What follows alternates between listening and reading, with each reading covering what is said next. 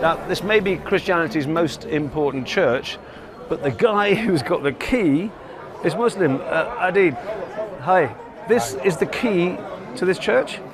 This is the holy key of the holy church.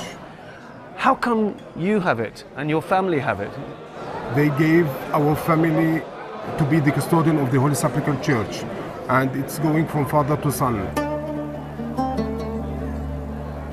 The church had previously been destroyed in the early part of the 11th century by the then ruling caliph, and entrusting it to a Muslim family seemed like the safest bet to ensure it against future attacks.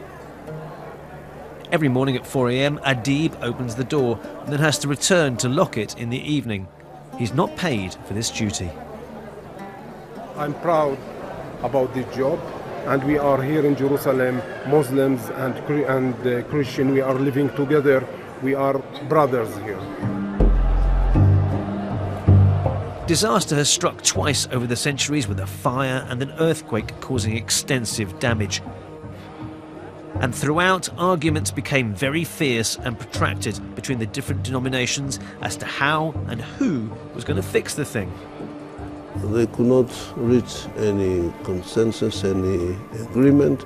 So in order not to stop working for the restoration of the Holy Sepulchre, they decided that the attitude would remain as it is, and let us start the restoration of the rest of the compound.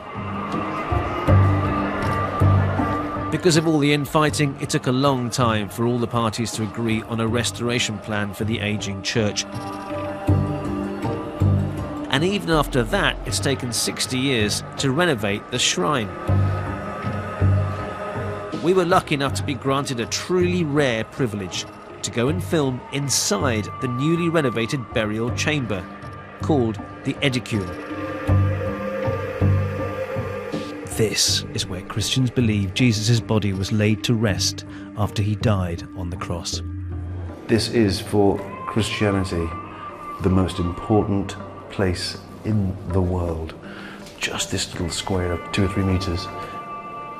Exactly at the heart of it all. Quite an incredible experience to be here. Billions of Christians think of this place as the spiritual center of their universe.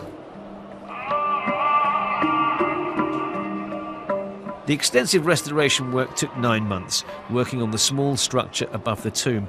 There are 2 marble slabs over the sepulchre, one exactly covering the bench carved from rock that Jesus is said to be laid on.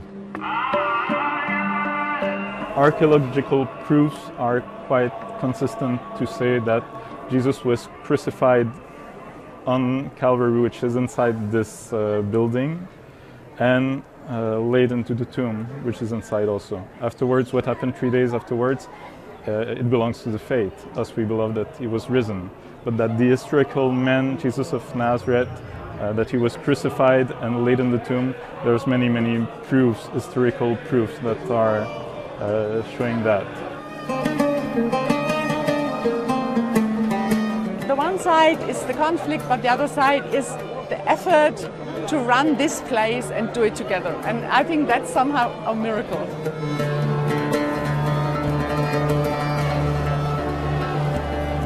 And that's a thought echoed by the many other millions of pilgrims who come here each year, delighted that restoration has finally been achieved and cohabitation of all the churches continues.